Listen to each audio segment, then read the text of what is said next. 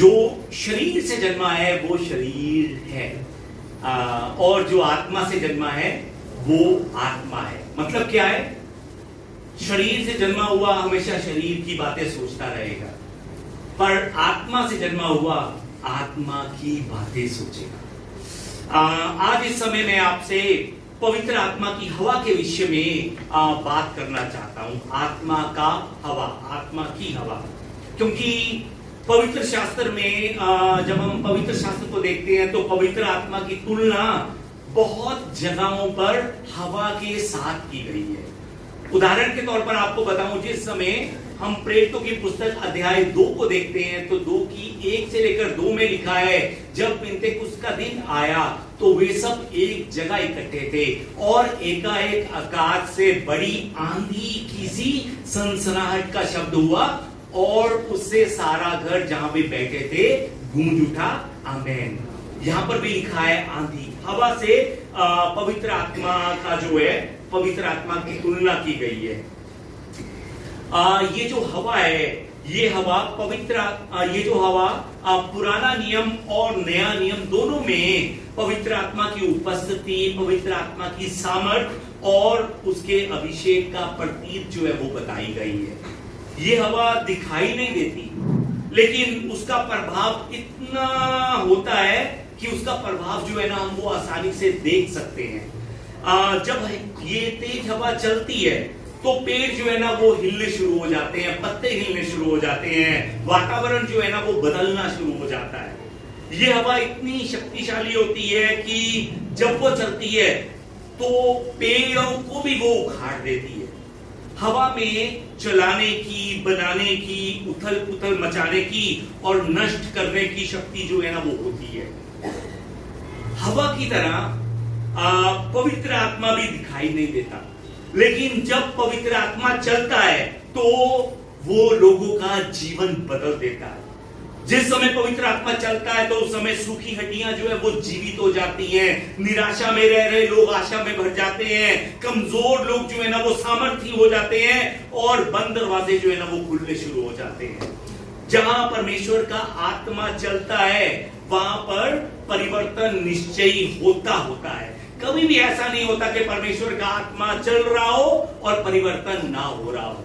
याद रखिए, जहां पर परमेश्वर का आत्मा होता है वहां पर परिवर्तन आता ही आता है। हालेलुया। जिस समय हम उत्पत्ति अध्याय 1 को देखते हैं तो 2 नंबर आयत पर बहुत ही सरल भाषा में लिखा हुआ है कि पृथ्वी बेडौल और सुनसान पड़ी थी और गहरे जल के ऊपर अंधियारा था तथा परमेश्वर का आत्मा जल के ऊपर मंडराता रहा, लिखा हुआ है। याद रखिए कि सबसे पहले वीरान था, हर जगह पर अंधकार था, खालीपन था, लेकिन जब आत्मा चला तब सृष्टि की रचना हुई, तब सृष्टि आरंभ हुई। एस्केल की पुस्तक अध्याय 37 को जब हम देखते हैं तो 37 की 7 और 8 नंबर 8, 7, 8, 9 नंबर आयत में एस्केल की भविष्यवाणी करने के बाद परमेश्वर ने जब सूखी हड्डियों की तराई में चारों दिशाओं की हवाओं को बुलाया, मतलब आत्मा की सांस जो है ना, जिस समय परमेश्वर ने उस हवा के द्वारा चलाई तब जो है सूखी हड्डियां जो है ना वो भी जीवित हो गई। ये बात हम एस्केल 37 की 7, 8 और 9 में देख सकते हैं। आज मैं जो आपसे बात करना चाहता हूं वो ये है कि बाइबल जो है ना, बाइबल हमें 4 प्रकार की हवाओं का उल्लेख करती है। कितनी प्रकार की हवाओं का? 4 प्रकार की। पहली हवा जो है वो पूर्वी हवा है, दूसरी पश्चिमी हवा, तीसरी दक्षिणी हवा और चौथी जो है वो उत्तरी हवा। और बाइबल हमें यह भी बताती है कि परमेश्वर इन सब हवाओं पर अपना नियंत्रण रखता है। यदि आप बाइबल में हवाओं का अध्ययन करेंगे तो आप जान सकते हैं कि हर दिशा की हवा अपने साथ कुछ ना कुछ बहुत ही जरूरी और विशेष संदेश लेकर आती है। इन हवाओं का जिक्र हम बाइबल में बहुत जगहों पर देख सकते हैं, बहुत जगहों पर। पहली मैं आपसे बात करना चाहूंगा पूर्वी हवा को लेकर। यह पूर्वी हवा बाइबल में न्याय की हवा मानी जाती है। ये हवा जो है, जो पूर्व की ओर से चलती है, ये हवा न्याय की हवा, चेतावनी की हवा, जीवन में सुधार की हवा लेकर आती है। जब यूसुफ ने 7 दुबली गांव का सपना देखा था, तब उत्पत्ति अध्याय 41 में बाइबल में बताती है कि वे आने वाले 7 साल के अकाल की भविष्यवाणी थी, जो यूसुफ का सपना था। बाइबल हमें बताती है कि उसके सपने में पूर्व से एक तेज हवा चलती है। पूर्व की ओर से उसके सपने में एक तेज हवा चलती है, और उसने देखा कि मोटी गाय जो है वो दुबली हो गई, क्योंकि देश में भयंकर अकाल आने वाला था। अब यहां पर ध्यान देने की बात है कि उस अकाल को लाने वाली हवा कौन सी दिशा से चली थी? पूर्वी दिशा से। उत्पत्ति 41 की 6 नंबर आयत को हम देख सकते हैं कि पूर्वाई से लिखा हुआ है, पूर्व दिशा से वो हवा चली थी। निर्गमन की पुस्तक में भी लिखा हुआ है कि जब मिस्रियों पर विपत्ति आई, तब पूर्वी हवा टिड्डियों को लेकर आई। वो पूर्वी हवा परमेश्वर के न्याय की हवा थी, जो मिस्रियों पर टिड्डियों की महामारी लेकर आई थी। मिडिल ईस्ट को जब हम देखते हैं, ये मिडिल ईस्ट के देश जो हैं, जब उन देशों में रेत का तूफान आता है, तो ज्यादातर पूर्वी देश जो है ना, पूर्वी वो सारे देश जो है ना, वो पूरब से चल रही हवा के कारण उनके ऊपर ये रेतों का तूफान आता है। और ये तूफान जो है ना, वो लोग जानते हैं कि ये तूफान हमें कोई चेतावनी देने के लिए आ रहा है। ये तूफान जो है ना, हमें न्याय, हम पर किसी चीज का न्याय करने के लिए आ रहा है। ये तूफान जो है ना, ये सुधार, हमें जीवन में क्या सुधार लाना है, उस चीज के बारे में सोचने के लिए ये तूफान आ रहा है। ये पूर्वी देश के लोगों की सोच है, मध्य पूर्व देशों के लोगों की सोच है। और जिस समय हम होशे की पुस्तक अध्याय 13 की 15 को देखते हैं, तो 13 की 15 में भी लिखा हुआ है, होशे कहता है कि पूर्वाई उस पर चलेगी, मतलब कि पूर्व से हवा आएगी और कुंड सूख जाएंगे, लिखा हुआ है। और मन भावी वस्तुएं जो है ना, वो लुट जाएंगी, मतलब कि खजाने जो है ना, वो खाली हो जाएंगे। कब? जिस समय पूर्व की ओर से हवा चलेगी।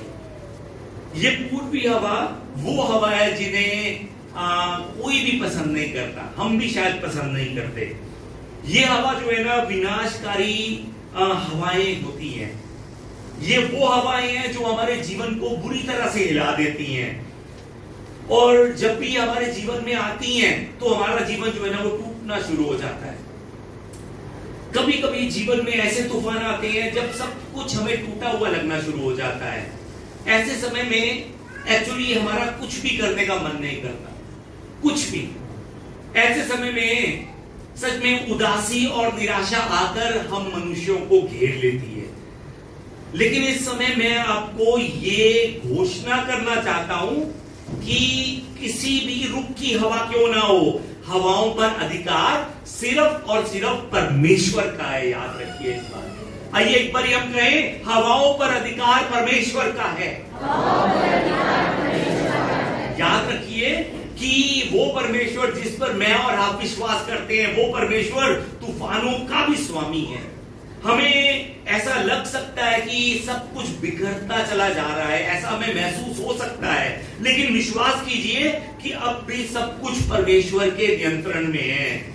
जो हवाएं हमें विनाशकारी हवाएं लगती हैं, पूर्व से आ रही हवाएं लगती हैं, परमेश्वर उन्हीं हवाओं का उपयोग हमारे जीवन में अपनी महिमा के लिए करता है। याद रखिए इस बात। ये पूर्व से चली हवा हमारे जीवन में कठोर अनुशासन और सुधार लेकर आती है। मैं फिर से बताना चाहता हूं, ये पूर्व से चल रही हवा हमारे जीवन में अनुशासन भी आम अनुशासन नहीं, कठोर अनुशासन और हमारे जीवन में सुधार और बदलाव लेकर आती है। उन पूर्वी हवाओं के बीच में हमें लग सकता है कि शायद परमेश्वर ने हमें छोड़ दिया है, लेकिन सच्चाई ये है कि परमेश्वर उस हवा का भी स्वामी है। वो उन पूर्वी हवाओं के द्वारा हमें कुछ बता रहा है, और जो हमें बता रहा है, जब वो हम सीख लेंगे, तो वो इसी हवा का उपयोग हमारे जीवन में अपनी महिमा को प्रकट करने के लिए करेगा। हालेलुया। जो बात कर रहा हूं मुश्किल जरूर है, समझ पा रहे हैं?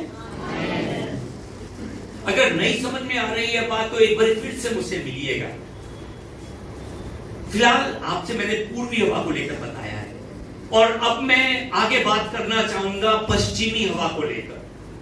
ये पश्चिमी हवा जो है ना, ये समुद्र की ओर से चलने वाली हवा है और जब पश्चिमी हवा चलती है तो अचानक से मौसम जो है ना वो बदल जाता है।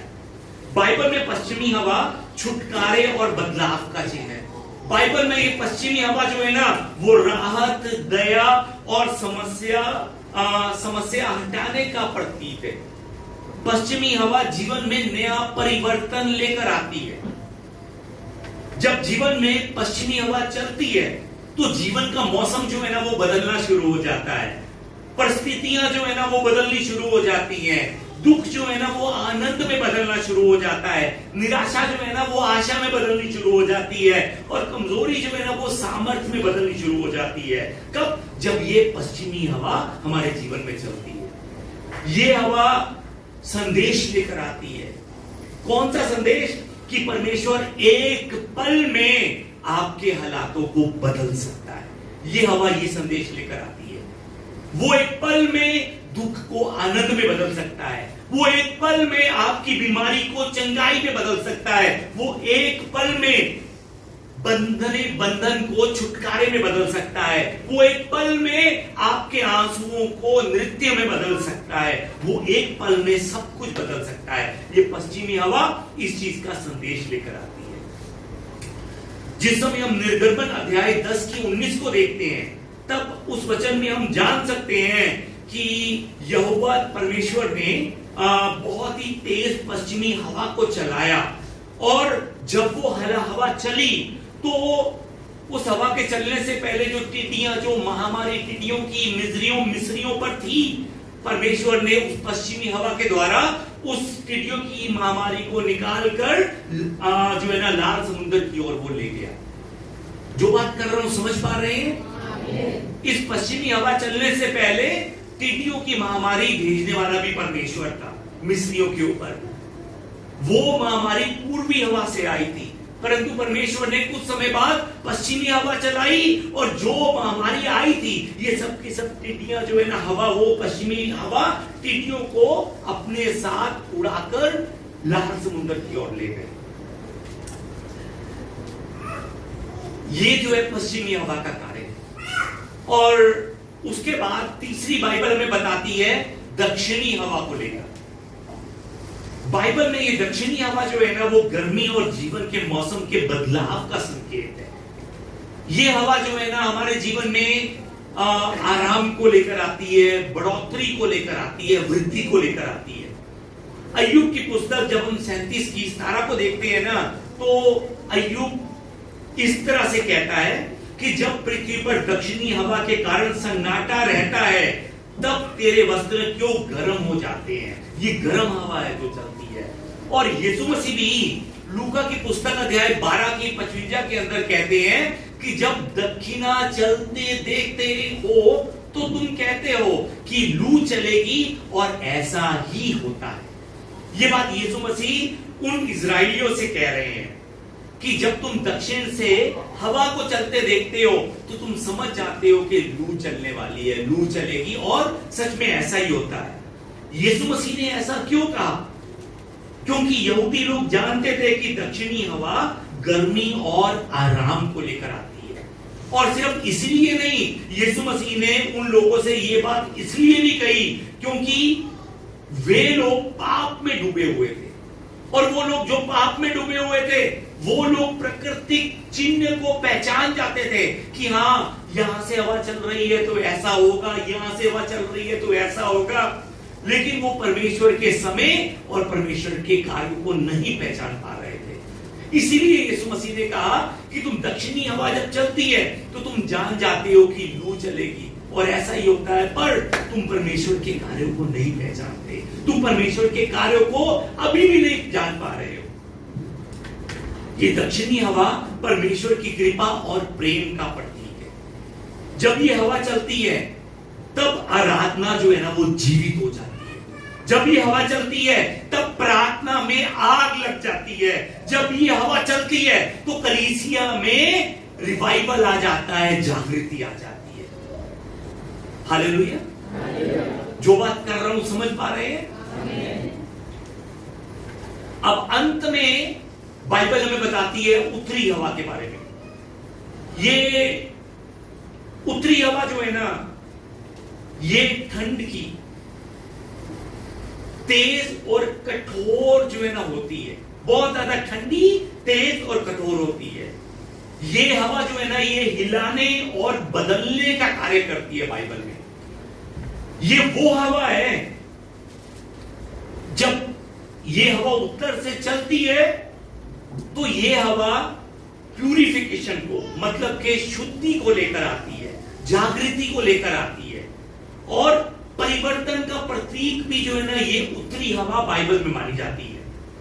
जिस समय हम श्रेष्ठ गीत अध्याय 4 को देखते हैं तो 16 में इस तरह से लिखा है कि हे उत्तरी वायु जाग और हे दक्षिण वायु चलिया।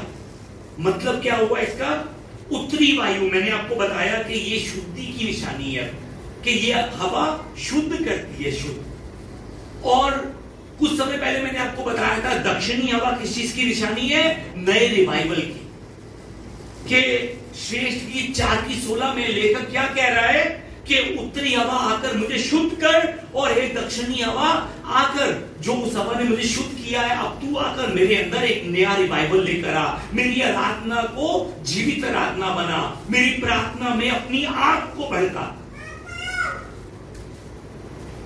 जैसे ठंडी हवाएं जो है ना वो वातावरण को साफ करती हैं, वैसे ही परमेश्वर कठिन परिस्थितियों के द्वारा हमारे जीवन को भी शुद्ध करता है। याद रखिए इस बात को। अगर कठिन परिस्थितियों में भी हम शुद्ध होने के लिए मेहनत नहीं करेंगे ना, तो वो कठिन परिस्थितियां बढ़ती चली जाएंगी, बढ़ती चली जाएंगी। परमेश्वर चाहता है कि हम अपने मन को नया करें। कब? उन कठिन परिस्थितियों में रहकर। उदाहरण के तौर पर अय्यूब ने कठिन परीक्षाओं का सामना किया था। उसका विश्वास जो था ना, उसका विश्वास आग में तपे हुए सोने जैसा शुद्ध हुआ। कब शुद्ध हुआ? परीक्षाओं में रहकर, मुश्किल समय में रहकर। ये जो उत्तर से चलने वाली हवाएं जो है ना, ये एक्चुअली आरामदायक हवाएं नहीं है, लेकिन ये लाभदायक हवाएं हैं। क्यों? क्योंकि ये हवाएं हमारे जीवन में एक नई उन्नति को लेकर आती है। फिलहाल मैं आपको यह समझाना चाहता हूं कि ये सब हवाएं हमारे जीवन में चलती हैं। उत्तरी हवा भी चलती है, पश्चिमी हवा भी चलती है, दक्षिणी हवा भी चलती है, और पूर्वी हवा भी चलती है। और इन सब हवाओं पर परमेश्वर का नियंत्रण है, इस बात पर याद रखिए। परमेश्वर इन सब हवाओं का उपयोग हमारी आत्मा को उठाने के लिए करता है। परमेश्वर इन सब हवाओं का उपयोग हमें पवित्र बनाने के लिए करता है। वो परमेश्वर इन सब हवाओं का उपयोग हमें अपने निकट लेकर आने के लिए करता है। आज अगर आपके जीवन में कोई हवा चल रही है तो उसको देखकर घबराइए मत। परमेश्वर उसका उपयोग आपको उठाने के लिए कर रहा है, इस बात का याद रखिए। सच में मुझे नहीं मालूम है कि आपके जीवन में इस समय कौन सी हवा चल रही है, लेकिन मैं आपसे ये पूछना चाहता हूं इस समय कि क्या आप विश्वास करते हैं कि आज आपके जीवन में चल रही हवा आपके जीवन में परमेश्वर की इच्छा अनुसार चल रही है? क्या आप विश्वास करते हैं? याद रखिए कि परमेश्वर जो भी हवा आज आपके जीवन में चला रहा है ना, वो आपको परेशान करने के लिए नहीं आई है। वो हवा आपको आशीष देने के लिए आई है, और उस हवा के द्वारा परमेश्वर आपको तैयार कर रहा है। इस हवा के द्वारा, जो भी हवा आज आपके जीवन में चल रही है, परमेश्वर आपको आत्मा से भरने के लिए तैयार कर रहा है, आपको विश्वास में भरने के लिए तैयार कर रहा है, और आपको पूरी तरह से यीशु मसीह पर निर्भर बनाने के लिए तैयार कर रहा है। विश्वास कीजिए, यीशु मसीह पर निर्भर करना क्या होता है ये सिखाने के लिए आज उस हवा को परमेश्वर आपके जीवन में बहा रहे हैं। उस परमेश्वर का हर एक हवा पर नियंत्रण है। वो हर प्रकार की हवा के द्वारा अपना कार्य करने वाला परमेश्वर है। ये पूर्वी हवा उसके हाथ से बाहर है, ये पश्चिमी हवा उसके हाथ से बाहर है, वो ऐसा नहीं है। सबको अपनी मुट्ठी में रखने वाला परमेश्वर मेरा और आपका परमेश्वर है। भजन संहिता, आइए हम एक बार मिलकर पढ़े। भजन संहिता 107 की 25 नंबर आयत में लिखा है, क्योंकि वह आज्ञा देता है तब प्रचंड बहार उठकर तरंगों को उठाती है। आमीन। याद रखिए, उसकी आज्ञा के बिना कोई भी हवा अपना कार्य नहीं करती।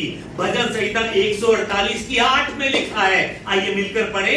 हे अग्नि और ओलो, हे हिम और कुलो, हे उसका वचन मानने वाली प्रचंड बहार, उसकी बातें मानने वाली तेज हवाओं। परमेश्वर का वचन में ये लिखा है। ये हवाएं कौन है? ये हवाएं वो है जो अपनी मर्जी से नहीं, सिर्फ और सिर्फ परमेश्वर की मर्जी अनुसार चलती है। बाइबल में कई बार परमेश्वर जो है ना वो आंधी और तूफानों में प्रकट हुआ है। आंधी और तूफान का मतलब क्या है? मुश्किल समय में प्रकट हुआ है। अय्यूब के पास परमेश्वर जो है ना वो तूफानों के द्वारा प्रकट हुआ है। एलिया के पास हवा की धीमी आवाज में परमेश्वर प्रकट हुआ, और पिन्तेकुस्त के दिन तेज आंधी की आवाज के द्वारा परमेश्वर जो है वो प्रकट हुआ। यदि आज आपके जीवन में कोई तूफान चल रहा है, यदि आपके जीवन में कोई आज आंधी चल रही है, तो इसका मतलब ये नहीं है कि परमेश्वर आपसे दूर है। बहुत बार परमेश्वर सबसे अधिक तूफानों के बीच में आपके साथ में रहकर वो कार्य करता है। तूफानों के बीच में मरकुस की पुस्तक अध्याय 40 की 39 नंबर आयत में, 39 नंबर आयत में लिखा है, आइए हम मिलकर पढ़े। यीशु ने उठकर आंधी को डांटा और पानी से कहा, शांत रहे, थम जा, और आंधी थम गई और बड़ा चैन हो गया। आमीन। ये समय कौन सा समय था? ये वो समय था जिस समय यीशु मसीह के चेले जीवन में आए हुए तूफान को देखकर डर जाते हैं, घबरा जाते हैं। उस तूफान में रहकर ये चेले भूल गए थे कि जिस किश्ती में इस समय वो बैठे हुए हैं, उसी किश्ती में यीशु मसीह भी सवार है। वो चेले इस बात को भूल गए थे। क्यों? क्योंकि उनका ध्यान आंधी की तरफ होता, तूफान की तरफ होता। मैं आपको बताना चाहता हूं, आज आप भी याद रखिए कि यीशु मसीह आपकी जीवन की किश्ती में भी सवार है। और यह भी याद रखिए कि तूफानों के बीच में परमेश्वर आपको प्रतिफल देंगे। याद रखिए कि जीवन के तूफानों के बीच में उसका वचन आपके जीवन में पूरा होगा और वो वचन आपको सिद्ध करेगा। इस बात को याद रखिए। तूफानों को देखकर ये मत सोचिए कि मैं अकेला हूं, मैं अपनी बुद्धि का इस्तेमाल क्या करूं कि मैं बच जाऊं। मैं आपको फिर से बताना चाहता हूं कि आपके जीवन के तूफानों में, आपकी किश्ती में आपका प्रभु यीशु सवार है। जिस प्रभु की आप आराधना करते हैं, जिस प्रभु की आप प्रार्थना करते हैं, वो आपकी जीवन की किश्ती में आपके साथ बैठा हुआ है। डरने की जरूरत नहीं है। तूफानों को देखकर, मुश्किलों को देखकर घबराने की जरूरत नहीं है। इस समय यीशु को बुलाने की जरूरत है। हम सब जानते हैं कि जिस समय यीशु के चेलों ने यीशु को बुलाया, तो यीशु ने आकर क्या किया?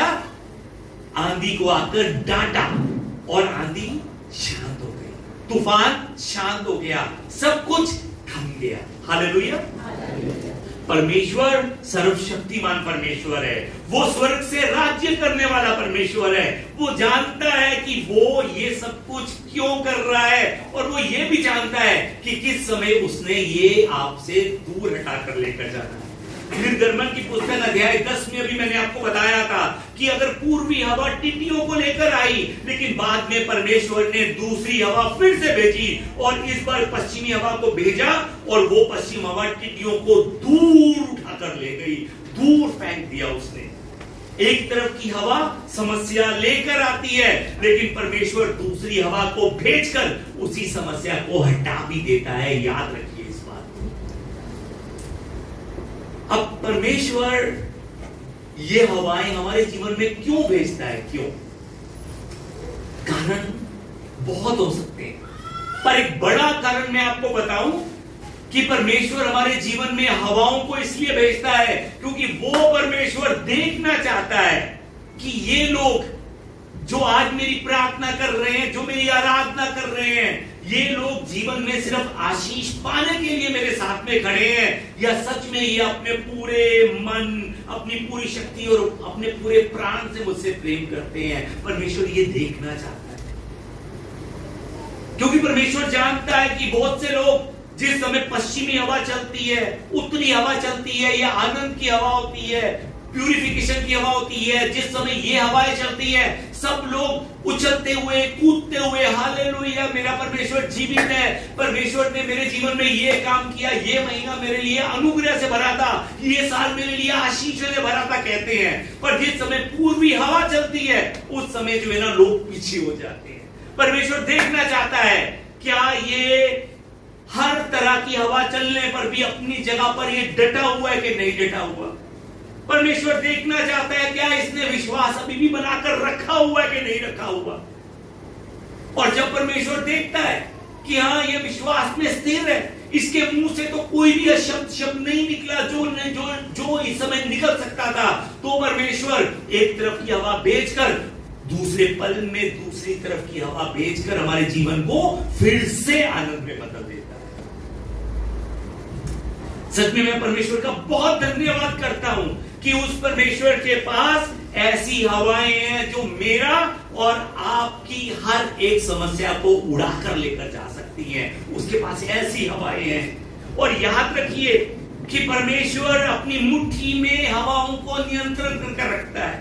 परमेश्वर हवा की दिशा बदलने वाला परमेश्वर है, वो परिस्थितियों को पलटने वाला परमेश्वर है। क्या आप विश्वास करते हैं? सच में क्या आप विश्वास करते हैं कि वो परिस्थिति को पलट सकता है? क्या आप विश्वास करते हैं कि आपके जीवन में चल रही इस पूर्वी हवा को वो हटाकर दक्षिणी हवा में या उत्तरी हवा में बदल सकता है? सच में विश्वास कीजिए अगर आज भी नहीं कर पा रहे हैं तो, कि परमेश्वर सब कुछ बदल सकता है। विश्वास कीजिए। मुझे फर्क नहीं पड़ता कि डॉक्टर आपसे आज क्या कह रहे हैं, मुझे फर्क नहीं पड़ता कि सच में आपके जीवन में क्या परेशानी चल रही है। मालूम है क्यों? क्योंकि मैं जानता हूं कि मेरा परमेश्वर सब कुछ बदल सकता है, सब कुछ। मैं डॉक्टरों की परवाह इसलिए नहीं करता कि मैं डॉक्टर को इग्नोर करता हूं, डॉक्टर के पास ना जाओ कहता हूं। मैं कभी डॉक्टर को इग्नोर नहीं करता। सच में हाँ, डॉक्टर अपना काम करते हैं। परमेश्वर ने उन्हें समझ दिया और उस समझ के द्वारा डॉक्टर हमारी बीमारियों को दूर करते हैं। इसलिए हमें उनका सम्मान करना चाहिए, हमें उनका आदर करना चाहिए। अगर हम बीमार हैं तो उनके पास जाकर हमें अपना इलाज करवाना चाहिए। लेकिन मैं आपको यह समझाना चाहता हूं कि वो डॉक्टर स्वर्ग और पृथ्वी पर राज्य नहीं कर सकते। पवित्र आत्मा उनसे करोड़ों खरबों गुना ज्यादा अधिक सामर्थी है। परमेश्वर की हवा वो कैंसर को आपके शरीर से बाहर निकाल सकती है। परमेश्वर की हवा हर एक बीमारी को, हर एक दुष्ट आत्माओं को आपके घर से बाहर निकाल कर फेंक सकती है। ये पवित्र आत्मा का जो हवा है वो शैतान से कहता है कि तू हार गया है शैतान, तेरा प्लान फेल हो चुका है, फेल। और याद रखिए ये परमेश्वर की हवा हर एक बंधन को तोड़ सकती है, हर एक श्राप को वो पलट सकती है। ये परमेश्वर की हवा है, ये पवित्र आत्मा की हवा है। निर्गमन अध्याय 14 में इजराइल लोग लाल समुद्र के सामने खड़े थे। उनसे कुछ किलोमीटर दूरी पर मिस्र की सेना जो है ना उन्हें मारने के लिए उनका पीछा कर रही थी। लेकिन उस समय क्या हुआ? उस मुश्किल समय में निर्गमन 14 की 21 में लिखा है कि यहोवा ने रात भर प्रचंड पुरवाई चलाई।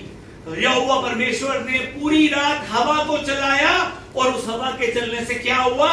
वो समुद्र 2 भाग हो गया, 2 भाग। रात भर उसने हवा चलाई और वो समुद्र 2 भाग कर परमेश्वर ने अद्भुत कार्य उनके जीवन में कर दिया। परमेश्वर की हवा चली और मुश्किल दूर हो गई। परमेश्वर की हवा चली और समुद्र 2 भाग हो गया। परमेश्वर की हवा चली और अद्भुत चमत्कार उन्होंने अपने जीवन में देखा। भजन संहिता 104 की 3 और 4 में लिखा है, आइए हम मिलकर पढ़े। जो अपनी अटारियों की कड़ियां जल में धरता है और मेघ को अपना रथ बनाता है और पवन के पंखों पर चलता है, जो पवनों को अपना दूत और धधकती आग को नहुले बनाता है। वो कौन है? वो आपका परमेश्वर है। वचन हमें बताता है कि परमेश्वर मेघों को अपना रथ बनाता है, वो पवन के पंखों पर चलता है। पवन के पंखों पर, हवा उसके हाथों में, हवा उसके कंट्रोल में है। पतरस बहुत ही ज्यादा डरपोक मनुष्य था, लेकिन जिस समय पवित्र आत्मा का हवा चला, जिस समय पवित्र आत्मा की हवा चली, तो उसी पतरस ने बिना डरे हजारों लोगों को यीशु का प्रचार किया। उसी पतरस के जीवन में जब पवित्र आत्मा की आंधी चली, तो वो पतरस सच में प्रभु यीशु का सच्चा चेला बन गया, सच्चा चेला। जब आत्मा हमारे जीवन में चलती है ना, तो हम परवाह नहीं करते कि कौन क्या कह रहा है। मेरी पत्नी मुझसे क्या कह रही है, मेरा पति मुझसे क्या कह रहा है, मेरे रिश्तेदार मुझसे क्या कह रहे हैं, मेरे लोग मुझसे क्या कह रहे हैं, हम परवाह नहीं करते। कब? जब आत्मा हमारे जीवन में काम करता है, क्योंकि हम जानते हैं कि जो आत्मा हमारे जीवन में काम कर रहा है, मैं उसे नहीं चला रहा, वो मुझे चलाता है। और जब वो मुझे चलाता है तो मुझे कुछ भी सुनाई नहीं देता, लोग क्या कह रहे हैं, क्या लोग मेरे बारे में सोच रहे हैं, उसकी परवाह नहीं करते। तब जो परमेश्वर मेरे जीवन में करना चाहता है, उसको वो कर पाता है। याद रखिए, प्रेतों की पुस्तक अध्याय 1 में जब आत्मा की हवा चली, तो एक छोटे से घर के छोटे से कमरे में बैठी हुई एक छोटी सी सभा, उस एक छोटी सी सभा ने पूरी दुनिया को बदल दिया, पूरी दुनिया को। ये कैसे पॉसिबल हुआ? पवित्र आत्मा की हवा के द्वारा। योना के जीवन में भी हवा चली थी। योना के जीवन में चली गई हवा के द्वारा परमेश्वर ने अपना कार्य योना के जीवन के द्वारा किया। उस हवा के द्वारा परमेश्वर ने अपना कार्य किया। आज जो वचन हमने पढ़ा है 8 नंबर आयत में लिखा है कि हवा जिधर जाती है उधर चलती है।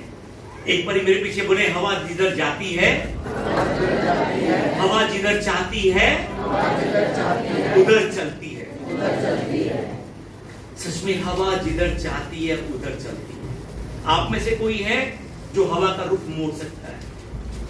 कोई है? इधर की हवा नहीं चाहिए मुझे, इधर की हवा चाहिए। कोई है? हवा जिधर चाहती है उधर चलती है। हवा को कोई भी अपना ऑर्डर नहीं दे सकता, हवा को कोई भी अपना आदेश नहीं दे सकता। पर आज बहुत से लोग हैं पवित्र आत्मा को आदेश देते हैं। मैं पवित्र आत्मा को बुलाता हूं, हवा को मैं इधर से चलाऊंगा, मैं बुलाता हूं पवित्र आत्मा को। आज कितने ऐसे उपदेशक हमने देखे हैं जो आत्मा को आदेश देकर बुलाते हैं कि आने का समय हो गया है, जल्दी आ, जल्दी आ। लोग कहते हैं कि बोल, मैं बुलाऊंगा आत्मा को, मैं आदेश देकर बुलाऊंगा, तू बोलना शुरू कर, मैं आदेश देकर बुलाऊंगा। सच में हवा जिधर चाहती है उधर को चलती है। वो मेरे कहने से या किसी और के कहने से अपना रुख नहीं बदलती। पवित्र आत्मा भी मेरे कहने से कि मैं इस समय बुला रहा हूं, आजा, मैं कह रहा हूं कि चले जा चले जा, मैं कह रहा हूं इसमें आजा, मैं कह रहा हूं उसमें आजा।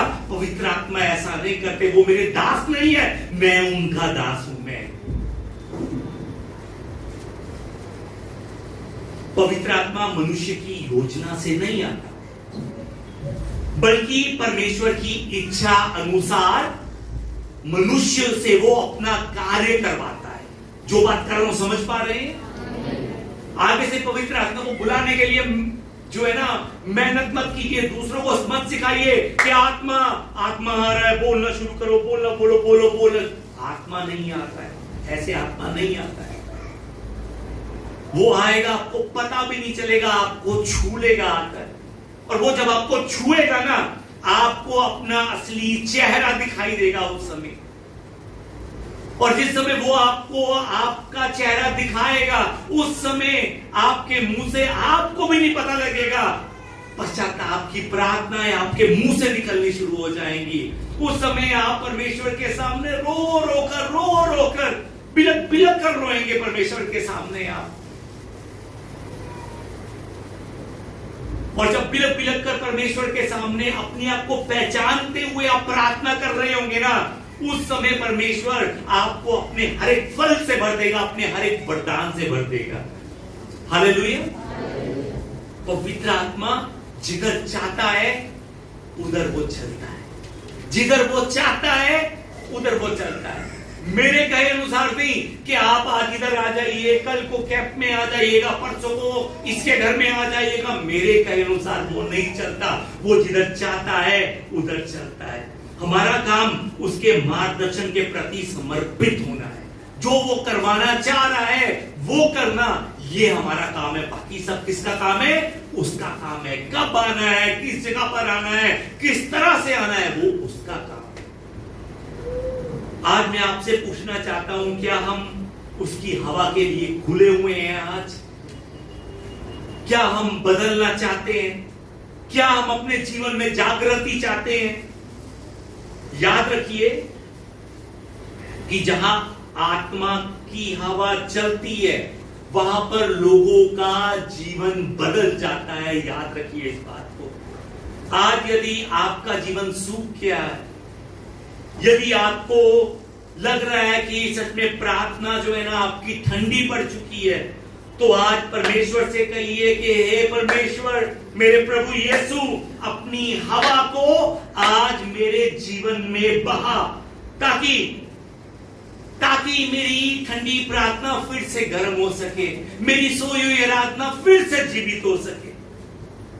इस समय परमेश्वर से प्रार्थना कीजिए कि परमेश्वर आकर वो मेरा मन खोले, मेरा मन। क्योंकि यदि आज अगर मेरा मन बंद है तो पवित्र आत्मा का अनुभव आज मैं नहीं कर पाऊंगा। अगर मेरा मन बंद है, आज परमेश्वर से कहिए कि वो आकर मेरे मन के दरवाजों को खोले, मेरे मन के द्वार को आकर वो खोले। और परमेश्वर से प्रार्थना करते हुए कहिए कि हे परमेश्वर, आज अपनी हवा के द्वारा मेरे अंदर के डर को साहस में बदल दे। हे पवित्र आत्मा, आज मेरे अंदर की कमजोरी को सामर्थ्य में बदल दे। आज मेरे अंदर के सूखेपन को तू विश्वास में बदल दे। प्रार्थना कीजिए, प्रार्थना। जब आप प्रार्थना करेंगे मन खोलकर, जब आप तैयार रहेंगे मन खोलकर, तो वो भी मन खोलकर आपके पास आएगा। याद रखिए, और वो जब आएगा ना, वो आकर आपके हालात नहीं बदलेगा, वो आकर आपका जीवन बदलेगा। और जब आपका जीवन बदलेगा, उस बदले हुए जीवन के द्वारा वो आप के द्वारा नया इतिहास रचाएगा, और उस इतिहास में आप जाकर संसार को बदल पाएंगे। याद रखिए इस बात को। हालेलुया। आइए मिलकर हम जो है ना प्रार्थना करते हुए आगे बढ़े, हम गीत गाते हुए आगे बढ़े। वचन में लिखा है, यशायाह 59:19 में लिखा है कि पश्चिम की ओर लोग यहोवा के नाम का और पूरब की ओर उसकी महिमा का भय मानेंगे। तब यहोवा का आत्मा दुश्मनों के विरुद्ध आकर झंडा खड़ा करेगा, आकर हमें विजय दिलवाएगा। और आगे वचन में 21 नंबर आयत में लिखा हुआ है, यशायाह 59 की 21 में, परमेश्वर वादा करता है किससे? अपने लोगों से, कि जो वचन मैंने उनसे बांधा है वो ये है कि मेरा आत्मा तुझ पर ठहरेगा। मेरा आत्मा तुझ पर ठहरा है, लिखा हुआ है, ठहरा है। परमेश्वर का आत्मा आज आप पर ठहरा है। क्या आप विश्वास करते हैं? विश्वास करते हैं?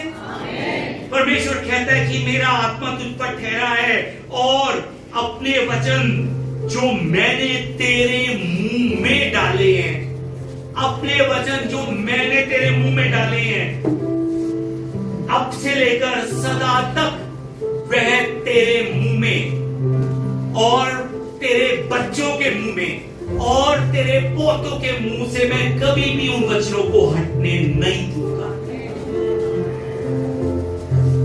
सच में आज हमें उठने की जरूरत है। परमेश्वर हमसे कहते हैं कि उठ, प्रकाशमान हो, क्योंकि तेरा प्रकाश आ गया है और यहोवा का तेज तुझ पर उदय हुआ है। आज परमेश्वर का तेज आप पर उदय है, पर आपको अपने मन को खोलने की जरूरत है। परमेश्वर का तेज उदय होकर भी क्यों खत्म हो जाता है मालूम है? क्योंकि हम अपने मन को खोलकर नहीं रखते। हम कहते हैं ओ प्रभु मैं सिर्फ फंसा हुआ हूं, मैं फंसा हुआ हूं। हम दूसरी चीजों में फंसे रहते हैं और परमेश्वर हमारे करीब आकर, आत्मा की आग हमारे करीब आकर, आत्मा की हवा हमारे करीब आकर जो है चली जाती है। सच में आज अपने मन को खोलिए और परमेश्वर से खुद को बदलने के लिए प्रार्थना कीजिए। आज अपने मन को खोलिए और परमेश्वर से कहिए कि प्रभु आज फिर से वो आग बरसा दे, आज फिर से उसी तूफान को आने दे प्रभु, और आज आकर मेरे जीवन को बदल प्रभु। मैं अपना मन तेरे लिए खोल रहा हूं प्रभु, मैं अपनी आत्मा तेरे लिए खोल रहा हूं प्रभु, मेरी मदद कर प्रभु। आज तू कहीं और पर नहीं, आज तू मेरी आत्मा में आ और आकर मुझ में समा जा प्रभु, मुझ में समा जा प्रभु।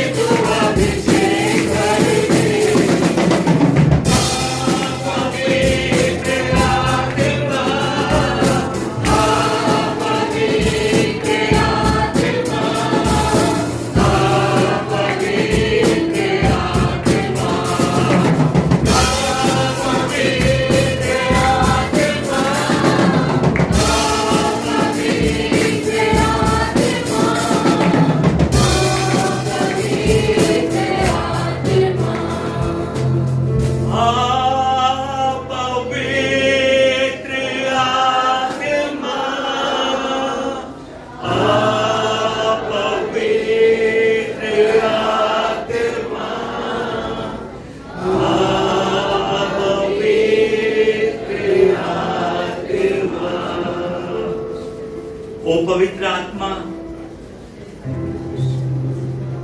प्रभु इस समय सच में उस आंधी की तरह प्रभु जी हमारे जीवन में आई, उस आंधी की तरह जो जिसके जीवन में चली उसका जीवन बदल गया। उस हवा की तरह जो जिसके जीवन में चली उस हवा ने उसका इतिहास बना दिया। प्रभु अपने इन प्यारे लोगों को प्रभु जी आज अपने अनुग्रह से छूइए। प्रभु जी मुझे छूइए, मेरे अंदर की उदासी को आज छूइए, मेरे अंदर की निराशा को आप छूइए, मेरे अंदर के उस सूखेपन को आप छूइए प्रभु। और प्रभु इस समय मेरी आत्मा में ऐसी अपनी हवा चलाइए प्रभु कि मेरा सब कुछ बदल जाए। पवित्र आत्मा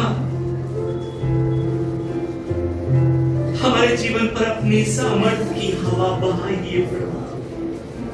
हमारे सूखे हुए मनों को फिर से जीवित कीजिए प्रभु। हमारे अंदर के डर को अपने विश्वास में बदलिए प्रभु। प्रभु जी हमारी आत्मा को उठाकर फिर से हमें प्रभु जी अपने सामने खड़े होने का आशीर्वाद दीजिए प्रभु। प्रभु जी हमें धर्म नहीं चाहिए, हमें क्रिश्चियनिटी नहीं चाहिए, हमें प्रभु यीशु मसीह चाहिए प्रभु। हमें धर्म नहीं चाहिए, हमें पवित्र आत्मा चाहिए प्रभु। हमें पवित्र आत्मा के फल चाहिए प्रभु।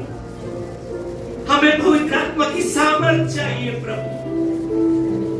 पवित्र आत्मा मदद कीजिए, मदद कीजिए प्रभु। प्रभु जी इस खाली मन को आज प्रभु जी आप भर दीजिए, भर दीजिए प्रभु, भर दीजिए प्रभु।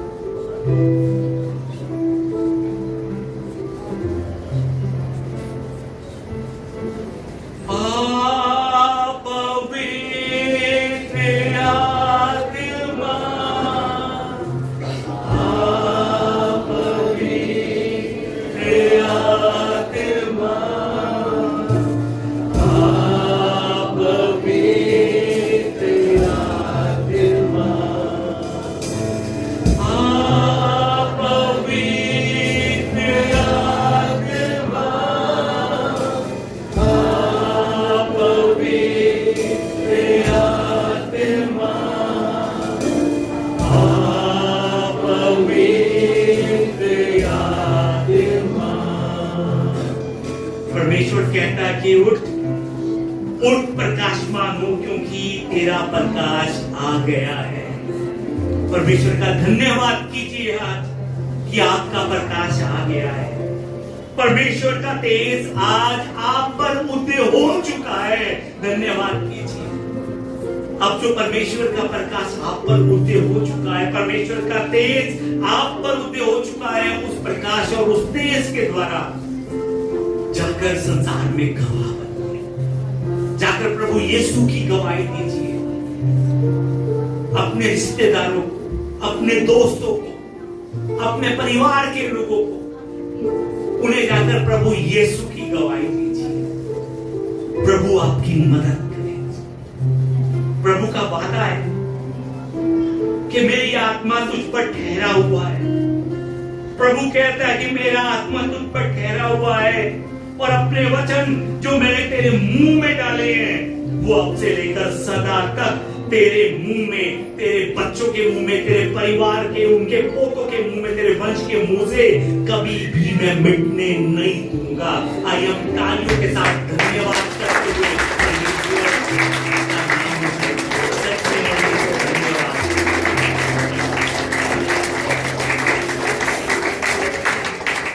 परमेश्वर धन्यवाद प्रभु जी। प्रभु जी सच में आपने वचन में बताया हवा जहां चलती है उधर चलना। प्रभु मदद कीजिए। प्रभु जी इस कमजोर जन पर भी अपना ध्यान दीजिए।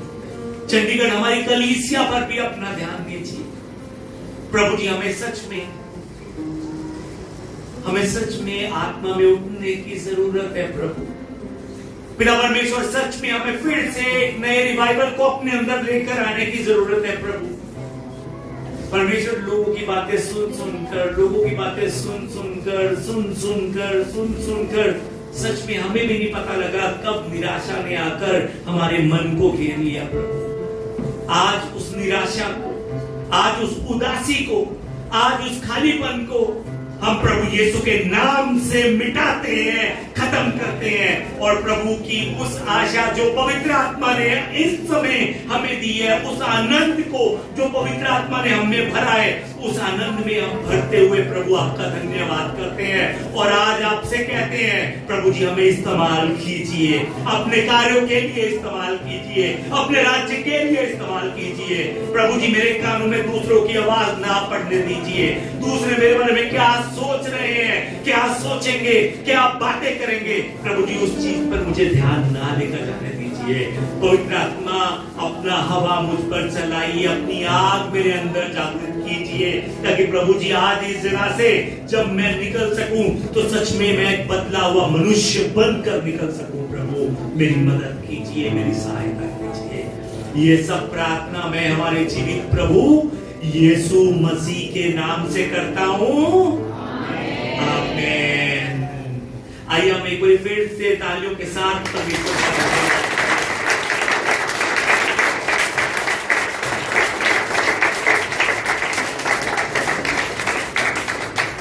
आइए मिलकर हम हमारे प्रभु यीशु के द्वारा सिखाई गई प्रार्थना कर हम आज की आराधना को समाप्त करते हुए आगे बढ़े। आइए मिलकर प्रार्थना करें।